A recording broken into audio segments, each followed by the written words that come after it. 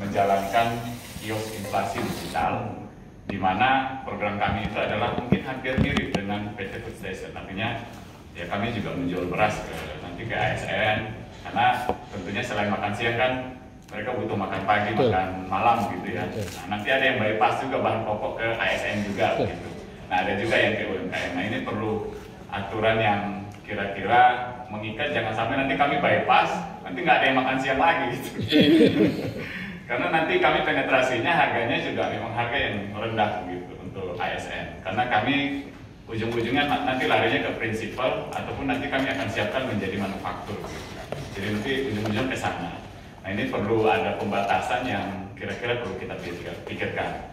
Nah, entah itu lewat aplikasi, Bebaya Mart disambungkan dengan nanti apapun itu namanya, atau seperti apa gitu. Nah, itu perlu dipikirkan ke depan. Nah, mungkin itu aja sih yang bisa kami sampaikan. Terus yang BPD tadi, sebenarnya BPD tidak juga harus ke satu aja, boleh ke kami pun juga boleh kok. Ke Bebaya Mart pun boleh gitu. Jadi ya siap, kita sinergi saja. Tentunya harapan kami kan ada kemudahan juga, karena kan gaji PNS ada di BPD gitu. Jadi itu yang kami harapkan kerjasamanya ke depan dan sinergi ke depan. Terima kasih Pak. Assalamualaikum warahmatullahi wabarakatuh. Waalaikumsalam warahmatullahi wabarakatuh. Terima kasih Pak Samsudin dari Perumda Karyan Niaga. Silakan, ada lagi yang dari Bu Lina, silakan benar. Dari bagian ekonomi, PLH Kabak Ekonomi.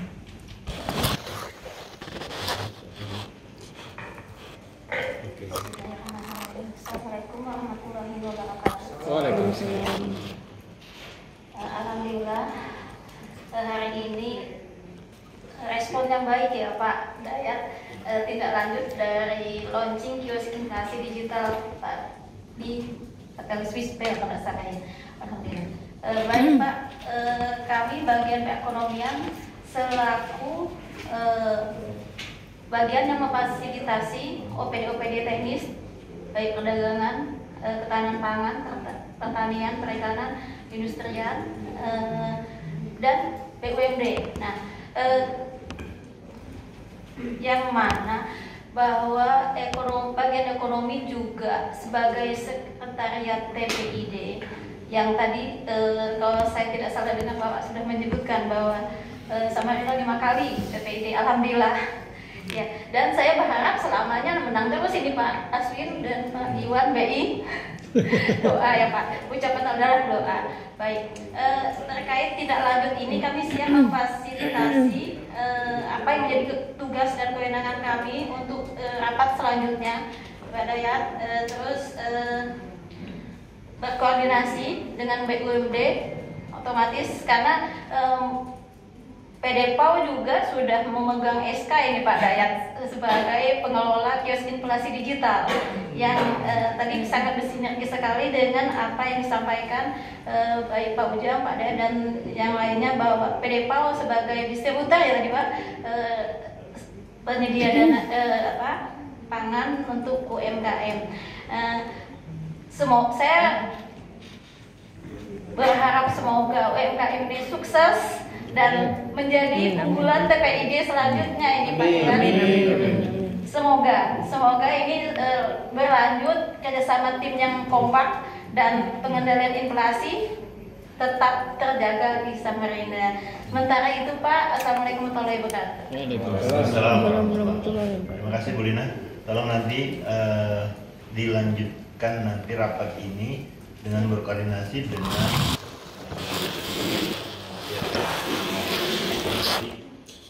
terkait kapan kita mau launching, kemudian kesiapan dari OPD.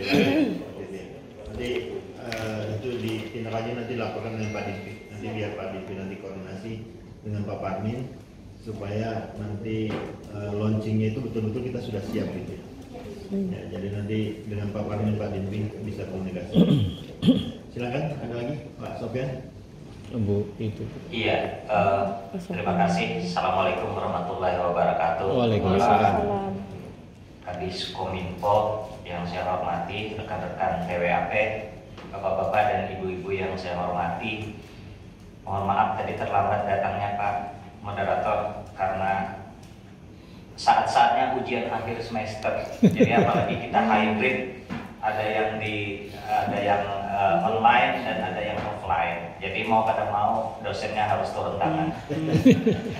Kalau online saya serahkan aja kalau ada mau panitia begitu. Tapi karena ada hybrid seperti itu, alhamdulillah ramai hari jam 9 baru ke sini.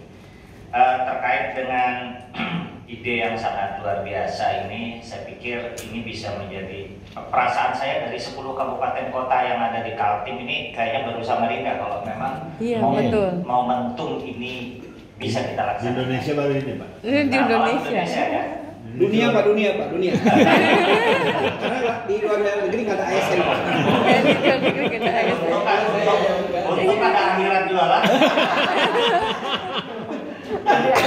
Iya benar. Istilahnya ratus hari kan. Tentu saja. Ketawa Pak. Iya, Iya, pertama begini Pak, memang harus ada leading sektor kita yang dalam hal ini memang melakukan konsep dari hulu ke hilir ya Pak. Harus ada leading sektornya di situ. Kita tetapkan kalau memang Diskominfo pada akhirnya Diskominfo, saya pikir memang harus sudah ada grand design, milestone dan saya jadi terpikir 14.000 sampai 15.000 PNS itu ya. Dan relatif perasaan saya dia berada pada wilayah yang tidak, ini kan kita Kota Samarinda ini kan ada di lingkungan, kalau PNS saja ya. Pertama yang berada di lokasi di sini, di mana di Balai Kota dan sekitarnya di bawah. Kemudian kalau tidak salah ada beberapa PNS kita yang di Pripap ya Pak ya. Ya kan kantor, beberapa kantor di situ ya. Tidak banyak sebenarnya lokasinya. Juanda. Nah, memang akan relatif lebih gampang misalnya kalau saya membandingkan dengan Kutai Timur di Bukit Pelangi. Dia berada pada sebuah satu sentral gitu. Jadi harus ada central point, central kuliner point lah kalau saya bisa menyebutnya seperti itu Pak Haji. Central Culinary Point. Jadi saya tuh membayangkan bahwa teknis pelaksanaan ini pada akhirnya saya membayangkan kita datang pada sebuah resepsi perkawinan berada di dalam sebuah gedung, kemudian ada begitu banyak makanan dan di situ kita ambil.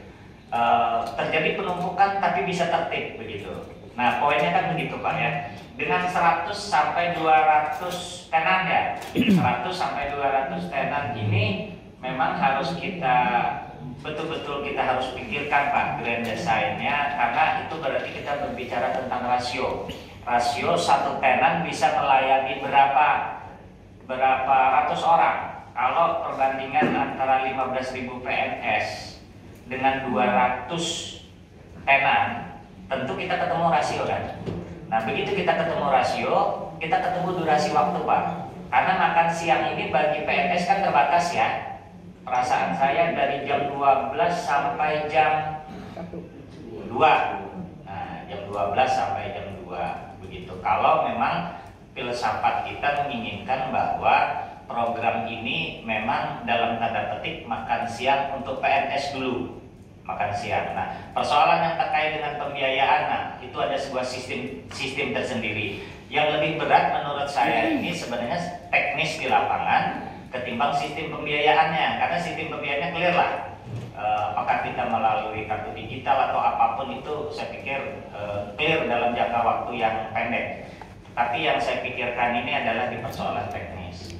Nah ini memang pada akhirnya harus kita pikirkan apakah kita mau mengambil central culiner point yang dekat dengan wilayah Balai Kota ataukah ada di wilayah tersendiri atau bagaimana. Saya jadi terpikir juga barusan sekian detik yang lalu kita Ramadan berada di Pasar Ramadan, berada di Gelora Sigiri, apakah itu bisa juga dijadikan area central culiner point-nya untuk PNS yang untuk PNS yang sekian ribu dan 200-an tenan itu tadi begitu.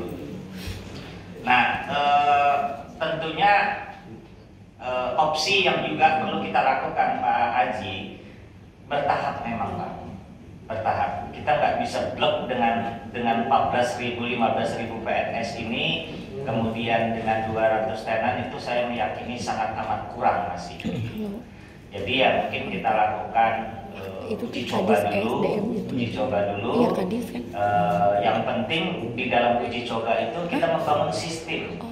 Kita membangun sistem. Nah begitu uji coba ini sukses, kemudian karena di dalam uji cobanya ada dua Pak. Satu uji coba yang terkait dengan teknis, dua uji coba yang terkait dengan pembiayaan. Nah begitu dua hal ini terpenuhi dengan baik, maka saya meyakini pada skala yang lebih luas, 15.000 orang dengan 200 tenan atau malah 500 tenan nantinya, saya pikir tidak akan ada persoalan, gitu. Karena kita sukses di dalam uji coba. Ya saya pikir tentang persoalan lokasi saja. Dan memang ini dampaknya sangat luar biasa, bapak-bapak dan ibu-ibu, sangat dahsyat sekali.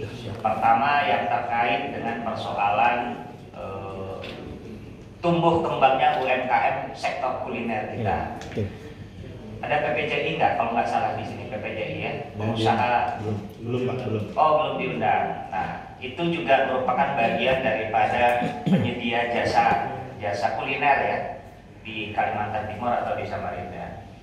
Pengangguran kita akan terserap. Pendapatan daripada tenan itu sangat bertambah signifikan. Ya, angka kemiskinan di tingkat UMKM juga akan semakin berkurang. Jadi backwash efeknya itu Pak Haji, itu efek di belakangnya itu sangat dahsyat sekali begitu ya. Selain itu juga dalam perspektif politik pemerintahan ini menunjukkan bahwa kinerja Pak Wali Kota sekarang ini sangat luar biasa, futuristiknya begitu. Bisa menginspirasi banyak orang, bisa menginspirasi kabupaten kota. Pada akhirnya mereka akan ikut tuh Pak. Bahkan di tempat-tempat lain akan melakukan kunjungan kerja ke sini ya, melihat secara langsung bagaimana Central Culiner Point itu yang dalam skala ribuan. Kalau kemarin-kemarin kan insidentil lah, kita pada saat-saat tertentu saja. Tetapi kalau ini kita di dalam jam kerja dari Senin sampai Jumat, ya kan, pada saat jam-jam makan siang seperti itu. Jadi memang luar biasa dampaknya, dan saya berpikir ini paling tidak kalau bisa 1 Januari itu Pak Haji sudah harus soft launching dulu. Tanam dulu dong. Ini mestinya kalau Pak Amin kemarin waktu saya mengasesmen beliau untuk untuk eselon 2, ya kan? Pada saat beliau memaparkan bahwa ini adalah sebuah poin yang harus beliau paparkan itu langsung ya. Kita rekomendasi untuk segera dilantik, gitu kan? Tapi ini ide belakangan ya, ide belakangan. Tapi saya pikir begitu Pak Haji. Jadi poin penting saya memang harus ada leading sektornya. Kemudian kita buat cermat dari skenario dari hulu sampai hilirnya. Kemudian lakukan bertahap. Kemudian ya saya pikir tinggal sosialisasi. Terima kasih. Assalamualaikum warahmatullahi wabarakatuh. Waalaikumsalam warahmatullahi wabarakatuh. Selamat datang Pak Saragi. Ini kita Saya tadi mau ketemu Pak Wawal sebenarnya. Tapi saya senang ini dihadiri oleh para pakar luar biasa. Ini beliau ini pakar lingkungan. Oh, pakar lingkungan. Pakar lingkungan, tapi mau bicara ekonomi, mau bicara sosial, Nyambung bisa banyak ya. Sampai kuliner Pak. Nah, Sampai kuliner. Nah, sampai kuliner. Enggak Pak, saya kalau saya dengar ada rapat makan siang saya pasti. Dapat makan siang. Terima kasih besar lagi sudah datang. Kami senang Pak bisa gabung di sini. Orang-orang hebat ini, Pak Amir, Pak Haji Sofyan, Pak Saragi dan Bu Nursehan. Jadi tadi pas Pak Haji Sofyan menyampaikan bahwa 15.000 ada menyiapkan 200 kuliner. Saya membagi-bagi langsung. Berarti satu kuliner itu dapatnya sekitar 75 porsi. Kalau kita mau membagi gitu ya. Berarti kalau dia 200 berarti harus menyiapkan minimal itu 75 porsi gitu. Nah, itu dia. Ya kan? 75 porsi. Itu kalau 200, kalau masih 50 kuliner yang bergabung berarti berarti kita harus menyiapkan 4 kali lipat dari berarti 300 ya. Sekitar 300-an porsi dia menyiapkan per. Saya kira itu tidak terlalu berat kalau biasa profesional sudah anunya. Jadi tidak terlalu berat kalau kita bicara tentang kesiapan dari kuliner Pak. Kalau 50 kuliner saja dia menyiapkan 300 porsi itu tidak terlalu berat. Ya, saya kira ini yang paling penting. Kemudian persoalan teknis ya. Persoalan teknis yang tadi Pak Sofyan maksud itu adalah dari sistem itu sudah menjadikan sentral dari kuliner karena sistem semua yang mengatur, tidak ada yang sifatnya biar orang tidak punya toko rumah makan, dia dari rumah saja dia bekerja masuk di dalam sistem itu sudah bisa. Tidak harus dia punya toko rumah makan atau apa, tidak perlu. Jadi di rumah pun dia mau ikut boleh. Jadi PNS Bulastri misalnya, Bulastri lagi ya. Bulastri mau sambil jualan, mau sambil ada juga bisa gitu. Jadi tinggal Bulastri mengerahkan orang di rumah sambil jualan masuk di dalam aplikasi itu bisa Pak. Jadi tidak harus, yang penting UMKM kita itu memang terdaftar gitu. Jadi tidak semua nanti direbut sama PNS. Jadi PNS makan jeruk makan jeruk nanti kalau semuanya seperti itu. Tapi kita mengutamakan pada UMKM-nya yang sudah sekarang berjalan lagi tersiok-siok. Itu yang paling kita ingin bantu supaya di kurasi ini juga membantu dia bagaimana dia menjadi tampilannya lebih bagus. Nanti akan dibina dengan ini ya oleh Lumbung nanti. Oleh Lumbung, dan Lumbung mengambil dari resep-resep yang ada di restoran. Ya, restoran yang ternama. Jadi nanti akan dibina melalui itu, Pak. Jadi kalau misalnya bikin sop tulangan yang enak itu, nah ini kan sudah bayangkan sop tulangan makan siang kan? Sop tulangan saja ya seperti apa penampilannya dan lain sebagainya itu pasti dibina dengan cara seperti itu. Kemudian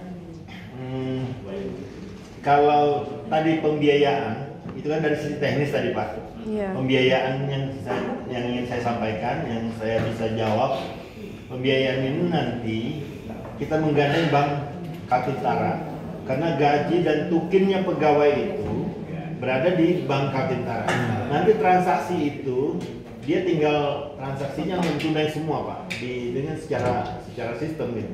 Termasuk kuliner, para kuliner ingin berbelanja sembako itu juga dengan sistem. Jadi tidak ada uang membayar secara ini. Jadi dia pada saat bergabung nanti dengan sistem ini, dia harus sudah tahu bahwa konsekuensinya semua belanja itu dia boleh belanja non tunai semua seperti itu. Jadi dia beli beras di PD PAU itu semua dengan sistem. Makanya nanti PD PAU kemudian aplikasi itu harus TikTok dengan Bank Kaltara. Nah jadi seperti itu Pak. Nah Bu Lina tadi yang disampaikan Pak Sofyan jangan kada ingat mengundang PPJI ya, tolong itu nanti diundang kalau kita rapat besar nanti. Saya kira itu yang perlu bisa saya jawab. Dari ada yang dari saya mungkin ya sebentar. Sebentar. Atau ada yang mau dari itu dulu? Ya? Boleh nanti saya tanya aja. Dari Dewi Atin. Bu Elena. Iya siap. Tahun 53 dulu. Dan Bapak Ibu sekalian, dari yang saya dengar tadi, saya dari PMTAP, dari yang saya dengar tadi, semua sudah menyampaikan baik aplikasi, baik bank kantin, kemudian dari pihak kuliner dan pihak distributor bahan pokok. Nah, yang belum di sini adalah pihak ASN-nya. Sebagai konsumen, mungkin saya yang mewakili di sini. Jadi saya berbicara sebagai ASN. Tadi seperti apa yang disampaikan tadi bahwa tunjangan dan gaji dan tunjangan memang sudah masuk lewat bank. Jadi non tunai sudah kita terima.